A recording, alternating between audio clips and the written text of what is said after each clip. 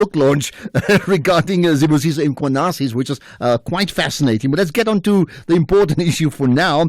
We do know this is the first time the Urban 20 convenes on the African continent. That's very historic because of South Africa's connection to G20, right? So the executive mayor of Tshwane, that's Nasipa Moy, says that South Africa and hosting the U20, in this case here, Sherpa meeting, and U meaning the Urban 20 Sherpa meeting and the African Mayors Assembly, will certainly from their perspective ensure that Africa's voice is not only present but actively involved in shaping the G20 agenda at the highest level. So that's a big affirmation, isn't it? It certainly is. And what we've seen are the executive mayors of the city of Johannesburg, Mayor Dada Morero, saying that the U20 meeting will be a testament to how cities, including the city of Johannesburg itself, are not just implementing global policy, but are shaping it. And I must say, Ashraf, one of the challenges in hosting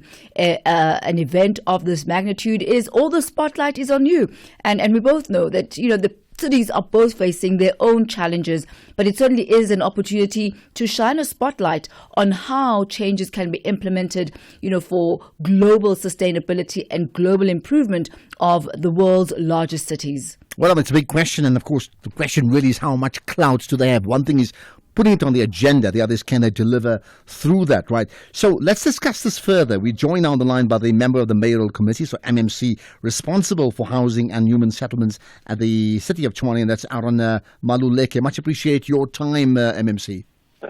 Good afternoon, and thanks for giving me this opportunity. Right, so let's get to this. I mean, you're hosting the Urban 20 Sherpa meeting and the African Mayors Assembly, and we know all of this in the build-up to the actual G20 proper, right? So here's the question I made earlier on. One thing is talking about it, but ensuring it delivers. How do you plan on using this event, not just to shift the narrative, but to ensure that the narrative is actually implemented? We have had the privilege this morning to take what happened in Rio and to have an opportunity to host this important gathering of mayors here in the city of Tshwane that will galvanize different views that will take resolutions to the G20 meeting, as it was stated by your presenter there earlier on. Then we're looking forward to accommodate our African peers into this roundtable forum to discuss issues of sustainability, issues of climate change, issues of infrastructure financing, so that when the sovereign states meet at the G20, Africa has a common agenda, South Africa has a common agenda with regard to how we then respond to the issues of climate that we've seen in the East Coast, issues of infrastructure on metros where we are struggling to finance infrastructure around water provision, issues around energy security.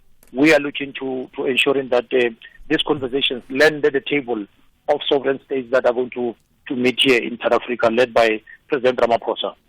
You mentioned something quite important there, MMC, regarding the challenges that you are facing, including the strain on urban infrastructure. There are challenges of cities that are overcrowded. There's rapid urbanization as well, which in often cases outpaces the planning and the infrastructure investment.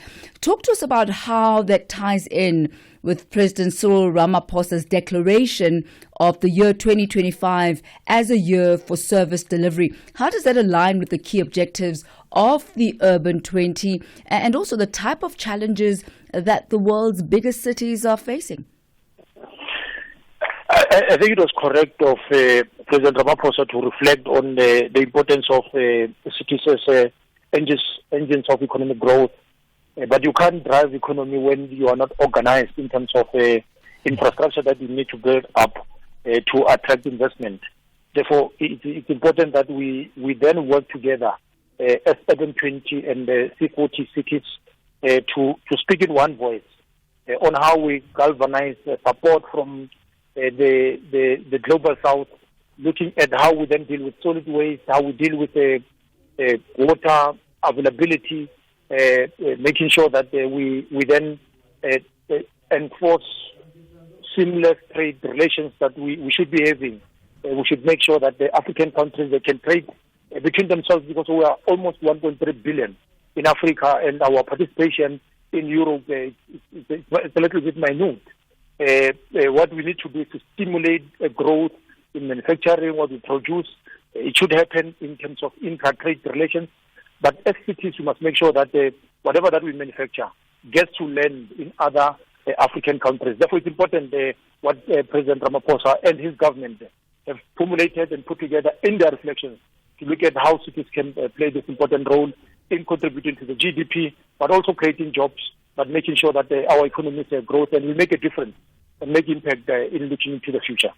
Now, you know what? One of the things, I mean, and we touched on it, Thami mentioned it too, that you have this mass in terms of not just globalization, but centralization, people moving to cities, right? So that's the good news. Cities become much larger, maybe more productive, but they come with a whole lots of baggage. And one of them would be, overcrowding and then potentially unemployment, but other issues as well, like pollution, lack of infrastructure, quality of life could well be seen to diminish. People sort of chasing gold and they don't find it. So here's the question. What then is the plan when we have this urbanization? What is the plan to mitigate against these are unplanned consequences, but they happen anyway? What's the plan for that?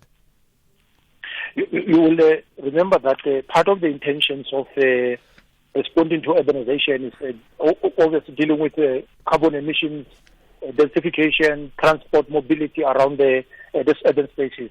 But then how do you plan to make sure that the people that come into cities, as much as they want opportunities, they don't land on what we in Brazil we know as favelas, in South Africa it's known as informal settlements. How then do you make sure that your planning in municipalities respond to those challenges? Because where people crowd, they end up on wetland, floodlines. We need that for our ecosystem. What then that we need to do as municipalities is how then do we respond in ensuring that as much as Statistics South Africa says 10,000 people are coming into Gauteng almost every week.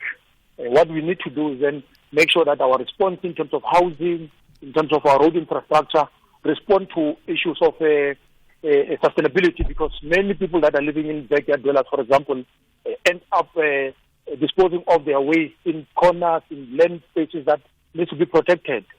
Our planning must speak to in-migration growth that we have.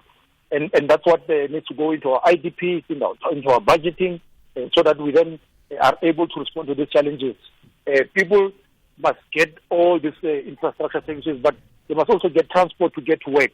They can't be in the CBD spaces, but reside outside in the periphery where it's a little bit far from their working places. MMC, when we look at the migration policies of many of the world's biggest countries and the influx of immigrants into those cities, and I'm thinking now specifically around Europe, even the United States, and Trump trying to reverse that somewhat, and even here in South Africa, managing cities, building cities, growing cities is no longer business as usual because of this migration and the migration that's happening really intensely. What are the conversations to be had around managing migration and around the inequality in access to, and I think you mentioned this earlier on, access to services, access to healthcare, access to infrastructure that will inevitably arise because of the disparities in earning potential and also in class? You will know and understand that part of our socio-economic challenges obviously give a rise to dissenting voices that migrants are taking our jobs. But you still have the challenge of inland migration, that people come to Gauteng for job opportunities. I think it was mentioned by your colleague that people are coming to Gauteng for gold opportunities. But when they arrive here, they don't find gold. And they want to scrap anything that they find.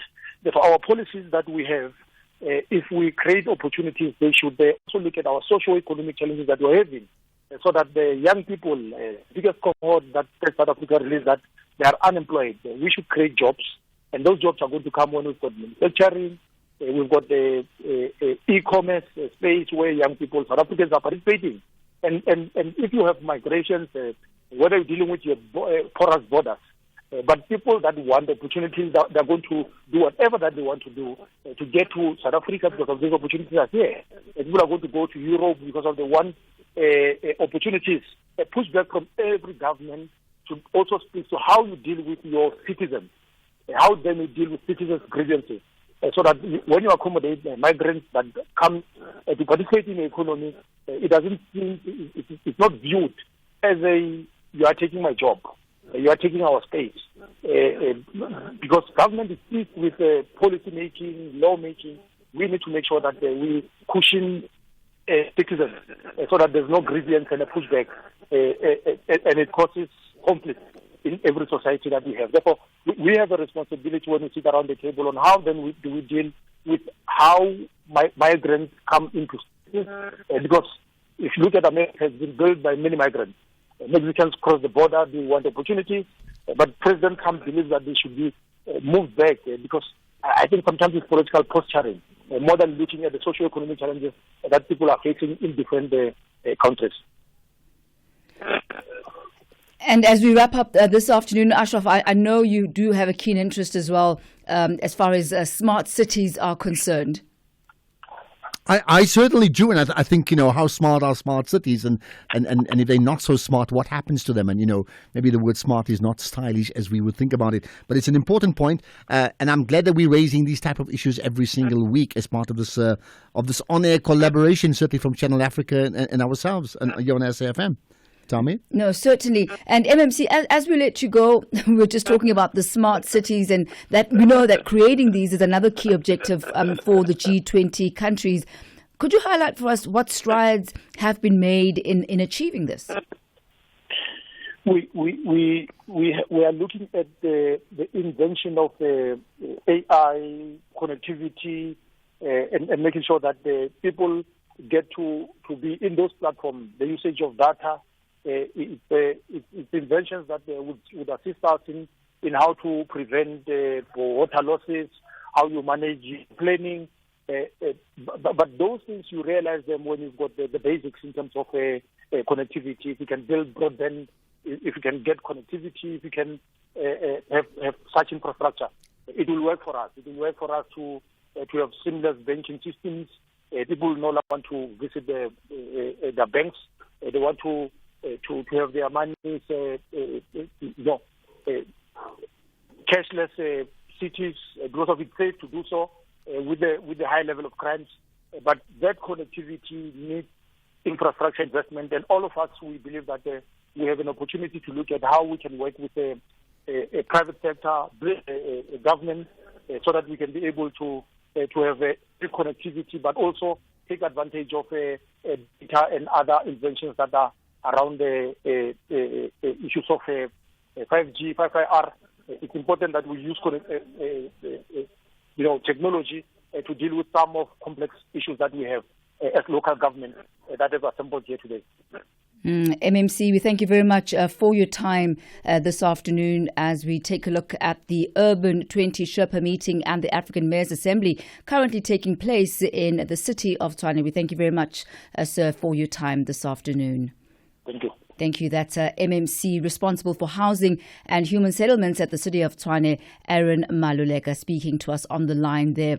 Ashraf, very interesting, when he speaks about the responsibility that cities have in ensuring that smart cities become a reality. He speaks about cashless cities. He speaks about a seamless banking system. But in the back of my mind, I'm thinking, we are there representing Africa, and are we able to really put the African agenda on the table, considering the fact that our infrastructural challenges and issues of access are very different to a lot of the other countries that form part of the G20?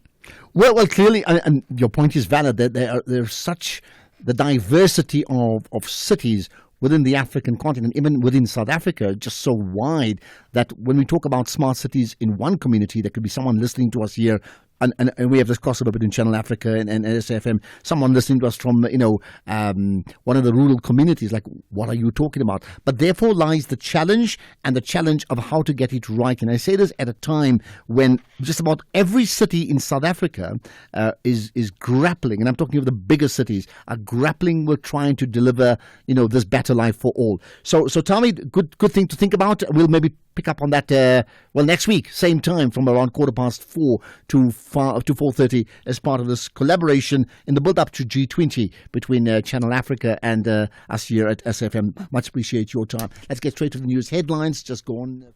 That's Ashraf Garda there signing off on the SFM side, and on Channel Africa. It's gone exactly 16:30 on Central African time. Let's take a look at what the indicators are looking like with Chanduko Ligeke. G20 in Africa, exclusive to Channel Africa. Champion.